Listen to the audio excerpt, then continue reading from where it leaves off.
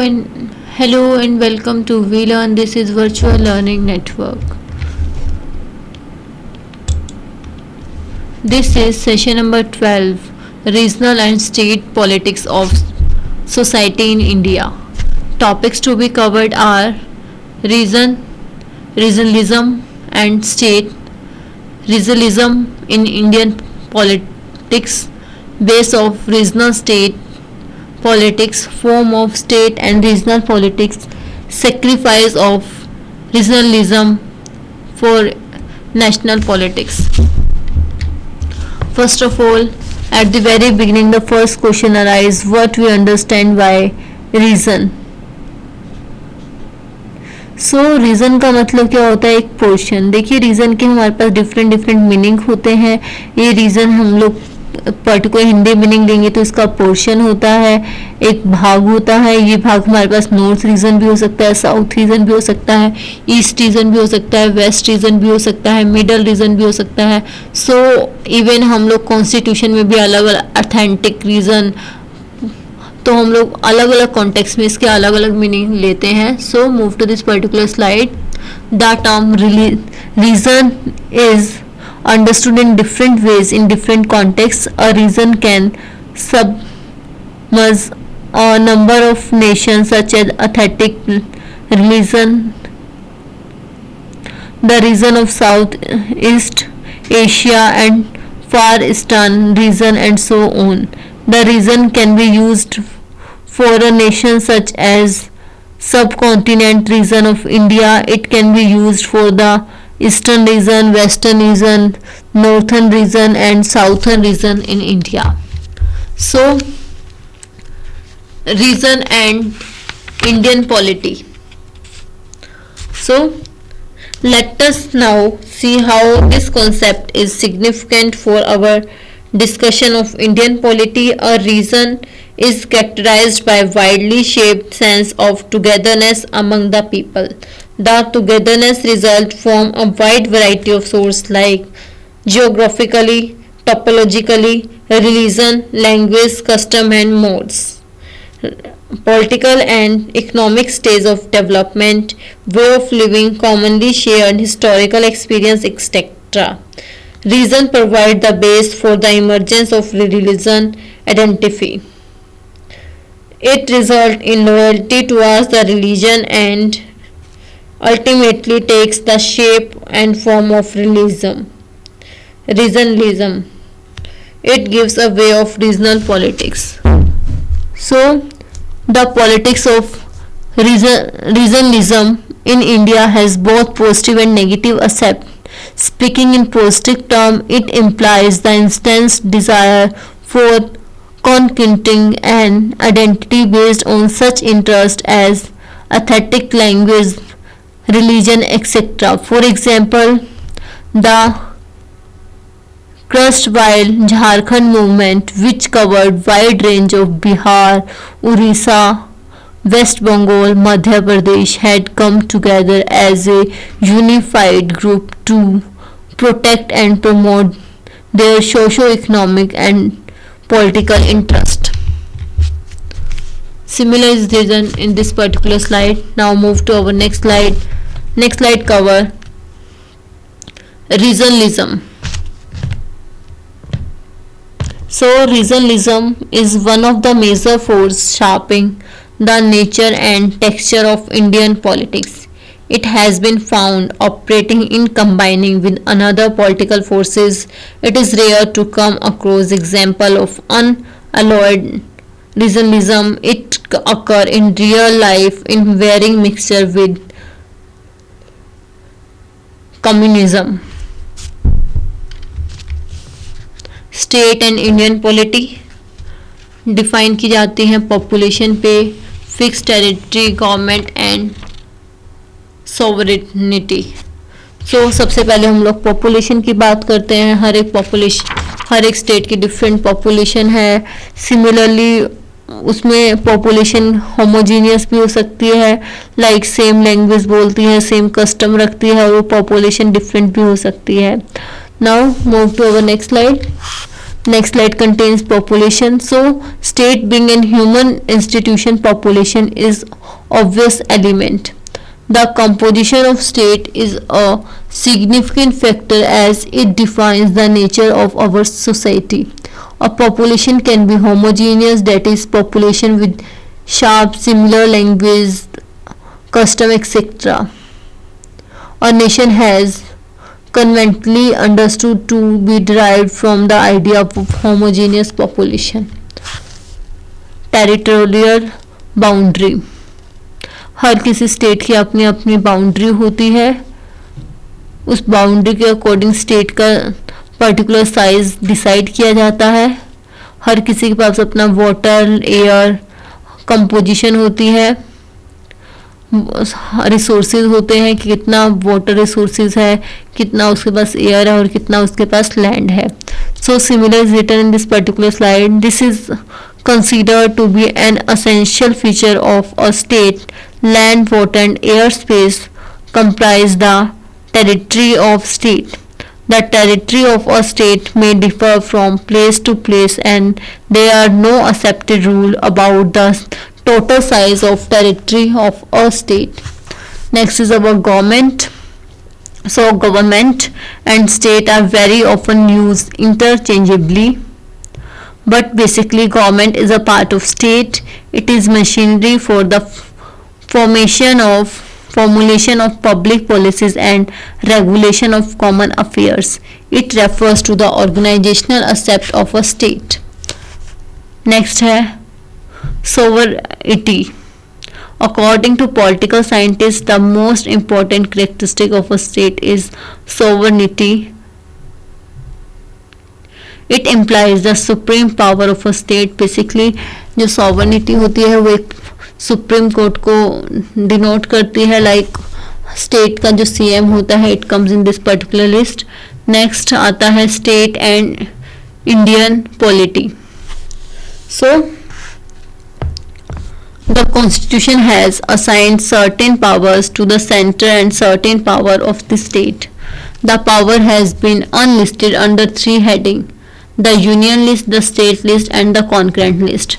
देखिए जो हमारा इंडियन कॉन्स्टिट्यूशन है उसने स्टेट की पावर को, गवर्नमेंट की जो सेंटर की पावर है और को जो अलग अलग वेरीफाई कर दिया, अलग अलग डिस्ट्रीब्यूट कर दिया. लाइक जो टैक्स, कुछ टैक्सेस ऐसे होते हैं जो स्टेट गवर्नमेंट ही कंडक्ट करती है, कुछ टैक्सेस ऐसे होते हैं जो सेंट्रल गवर्नमेंट ही कंडक्ट करती है. सो उनकी जो पावर है, उनके जो रिवेन्यू है, रिसोर्सेज हैं, उन सबको अलग अलग डिस्ट्रीब्यूट कर दिया हमारे कॉन्स्टिट्यूशन ने. सो मेनली वो 3 लिस्ट के अंदर आते हैं: the union list, the state list and the concurrent list. सबसे पहले स्टेट एंड इंडियन पॉलिटी के बारे में हम लोग पढ़ते हैं. So caste, language, political parties, tribal identification, unequal development of different sector within a state are some of the important factors which throw light on the nature of the state politics. In Karnataka, some time ago, there was a confrontation between the Kannada speaking and Marathi speaking section of population. In Assam, the Bodos want to form a separate state of their own as they feel their aesthetic interests are in stake if they remain a part of Assam. Next है हमारे पास, next topic में move करते हैं regionalism in Indian politics. जो reason wide जो Indian politics में define किए गए हैं, इनका क्या, किस अकॉर्डिंग डिफाइन किए गए, इनका क्या बेनिफिट है और क्या इनका महत्व है, वो हम लोगों ने डिफाइन किया है इस पर्टिकुलर सेशन में. So regionalism is a pre independent phenomenon. It become predominant in the post independence period. So the politics of regionalism started with the implementation of constitutional reform under the government of India. It establishment and rule of Justice Party in Chennai and to lesser extent of Akali Dal in Punjab. Pre-independence period are the example of emergence regionalism in India. Now similar is written in this particular slide. बताया गया है। हर state में अलग अलग principal होते हैं, democracy follow की जाती है। Now basis of religion and the state politics about geographical basis, as we have already discuss कि हमारे पास हर किसी की एक बाउंड्रीज होती है, हर किसी का स्टेट का एक अपना स्ट्रक्चर है। ये स्टेट डिफाइन किए गए हैं according to their languages and culture. So geographical basis के ऊपर डिवीज़न किया गया है, हिस्ट्री के ऊपर डिवीज़न किया गया है, जिनकी सेम हिस्ट्री है, जो सेम दिखाई पड़ते हैं, तो उन सबको एक साथ रखा गया है। नेक्स्ट है languages, as we have already discussed, हमारे इंडिया में डिफरेंट टाइप की लैंग्वेजेस बोली जाती हैं। सो एक मेजर कंसर्न जहाँ पे हमें इंटीग्रेशन कहा जाता है, वहाँ पे लैंग्वेज भी आती है। Now similar is written in this particular slide. So regionalism is closely associated with language but not synonym with the linguism. देखिए जो रीजनलिज्म है वो क्लोजली रिलेटेड है लैंग्वेज से, as we have already discuss. जो सेम टाइप की language बोलते हैं हम उनको एक कैटेगरी में डिवाइड भी कर देते हैं। और like the 7 state of north east India refers themselves as a 7 sister, because कि उनकी कहीं ना कहीं जो लैंग्वेज है वो सिमिलर रहती है। Caste as we all know कि इंडिया जो है बहुत बड़ा कंट्री है, उसमें डिफरेंट लैंग्वेजेस और डिफरेंट कास्ट के लोग रहते हैं। So casteism is another and important factor. जो ब्राह्मण होते हैं, नॉन ब्राह्मण हैं, कुछ लोग तमिल हैं, कुछ पंजाबीज हैं। So next religion, as we have already discussed, different caste के लोग हैं, तो हर किसी के जो बेसिक रिलीजन है वो भी डिफरेंट होते हैं। कुछ लोग जो सिख है वो सिखिज्म को फॉलो करते हैं, कुछ लोग हिंदुज्म को फॉलो करते हैं, कुछ लोग इस्लाम को फॉलो करते हैं।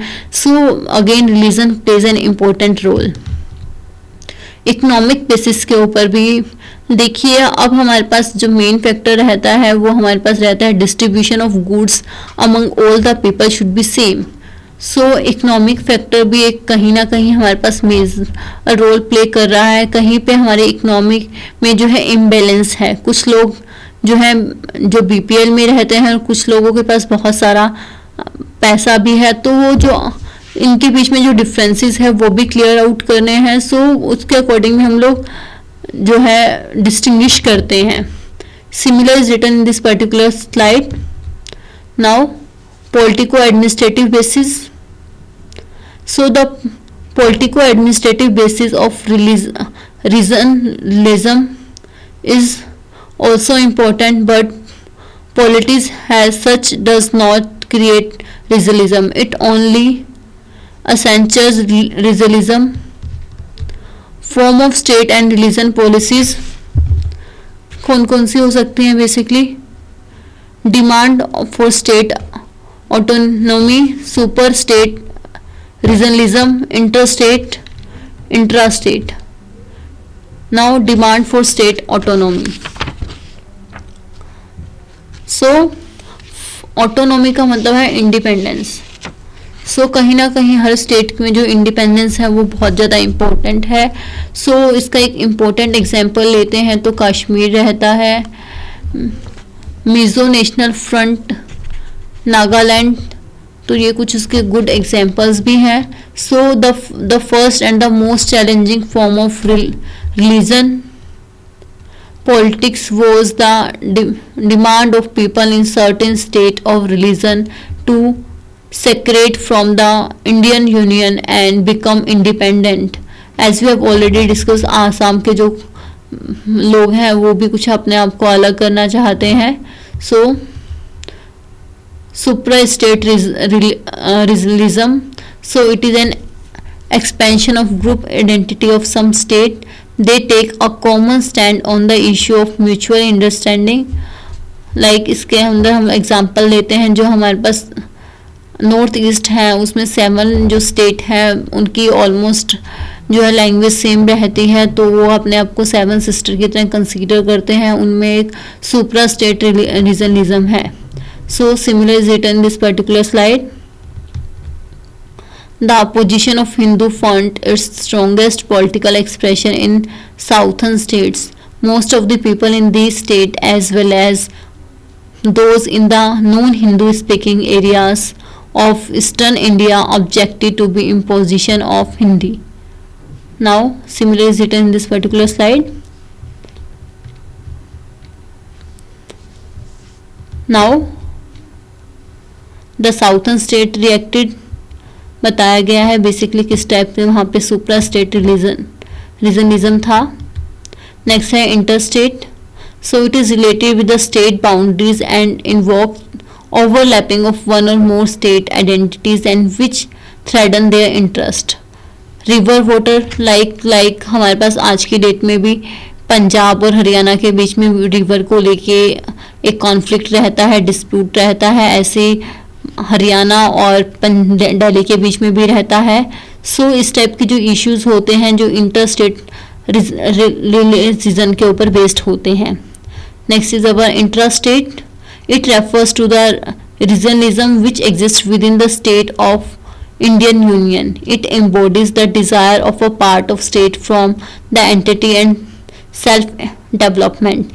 It may also react a nation of deprivation of exploitation of a part of state at the expense of another.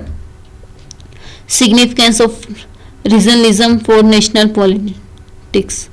So national politics में रीजनलिज्म कितना बड़ा भूमिका को निभाता है. सो देखिए बहुत हद तक ये हमारे पास हमारे पॉलिटिक्स में बहुत ज़्यादा पार्ट को निभाता है.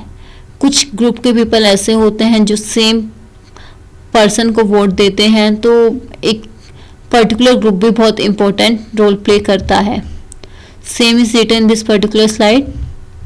Now question for all of you people. At the very beginning my first question is, what are the four major landmarks in the development of regional politics in India? Second is, what are the many forms of regional politics in India? So today we will wind up our session here. Next we will discuss in our next class. Till then, happy learning, free learning.